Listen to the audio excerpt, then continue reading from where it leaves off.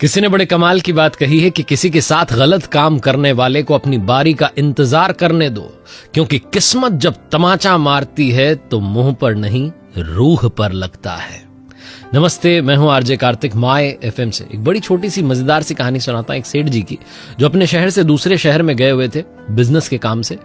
और क्योंकि उनके पास में बहुत सारी दौलत थी, बहुत सारा जो है उनके पास में माल खजाना था, तो इसलिए वो अपने साथ 3-4 बॉडीगार्ड्स को ले गए थे, पहरेदारों को, कि भैया सुरक्षा बनी रहे, कोई लूट जो है मेरे साथ ना हो जाए। तो अपने नगर में जब वो वापस आए तो उन्हें लगा कि अब यहां से तो अपने घर ही जाना है, कौन सा बड़ा रास्ता है, थोड़ी सी दूरी की बात है, और इन पहरेदारों को अपने साथ ले जाऊंगा तो घर पर भोजन कराना पड़ जाएगा। शाम का समय हो चुका था कि डिनर का टाइम हो रहा है, इनको खाना खिलाना पड़ेगा।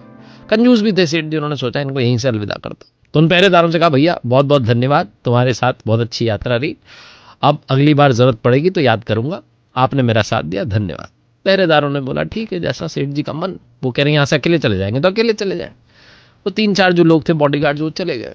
सेठ जी अकेले अपने घर की तरफ जा रहे थे, मस्त मगन, अच्छा लग रहा था क्योंकि ट्रिप उनकी बहुत अच्छी रही थी। तभी उन्हें 60 डाकुओं ने घेर लिया। वो गली में छुप करके बैठे हुए थे। सेठ जी एकदम घबरा गए, उनका कलेजा हाथ में आ गया। उन्होंने कहा ये क्या हुआ, इससे बड़े तो उन 3-4 को साथ ले आता, कम से कम मेरी जान बचा लेते। सिर्फ कंजूसी के चक्कर में कि उनको भोजन कराना पड़ जाएगा, मैंने उनको अलविदा कर दिया। सेठ जी मन ही मन बहुत कुछ सोच रहे थे कि सब गड़बड़ हो गई। मुझे लगा था थोड़ी सी दूर की बात है, ये तो यहीं अपने घर की गली में ही जो है मेरे साथ चोरी होने वाली है, लूट होने वाली है। और डाकू जो है बंदूक की नोक पर कह रहे थे, निकाल दो भैया जो जो माल है आपके पास, जो जो दौलत है। सेठ जी सोच रहे थे अब तो मामला फंस गया। अपने बैग में से उन्होंने धीरे धीरे सामान निकालना बाहर शुरू किया और एक एक करके वो सारे डाकुओं के चेहरे को पहचानने की कोशिश कर रहे थे। तो उन्हें 2 चेहरे पहचान में आए। उन्होंने कहा, अरे सोनू। दूसरा से कह रहा, मोनू, तुम तो मेरे यहां काम करते थे।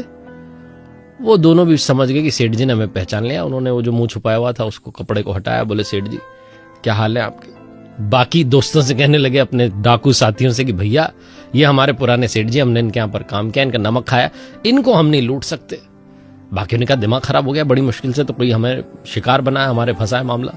उन्होंने कहा नहीं, अब आप इनको मत लूटो, किसी और को, हम किसी जगह पर दूसरी जगह चलेंगे। उन दोनों ने बहुत मान मनोवल की रिक्वेस्ट की अपने बाकी साथियों से, तो मान गए बाकी लोग। उन 2 ने बाकी 58 को मना लिया और सारे वापस चले गए। सेठ जी भगवान का नाम लेते लेते अपने घर में घुसे। सेठानी जी ने पूछा कैसी रही यात्रा। बोले यात्रा बहुत बढ़िया रही, बस अभी ये जो 5 मिनट बीते हैं इसमें सब खेल हो गया। पूरी कहानी उन्होंने अपनी सुना दी। तो सेठानी जी ने जो कहा वो जीवन का सार है। उन्होंने कहा कि 1 घंटे में 60 मिनट होते हैं। वो 58 जो थे ना, वो कर्म के थे, जो 2 धर्म के थे, जिन 2 ने नमक खाया था, जिन्होंने साथ दिया था, काम किया था, सिर्फ उन्होंने उन 58 से आपकी रक्षा कर ली। वो 2 धर्म के जो थे उन्होंने आपकी मदद कर दी। लाइफ में भी हम सबको हर घंटे 60 मिनट मिल रहे हैं। 58 कर्म के रहे, बाकी काम करो, लेकिन 2 मिनट धर्म के, 2 मिनट आपने अपनी सोल के लिए निकाल लिए तो लाइफ बदल जाएगी। बहुत छोटी सी कहानी, लेकिन सार बहुत गूढ़ है, रहस्य बहुत बड़ा है।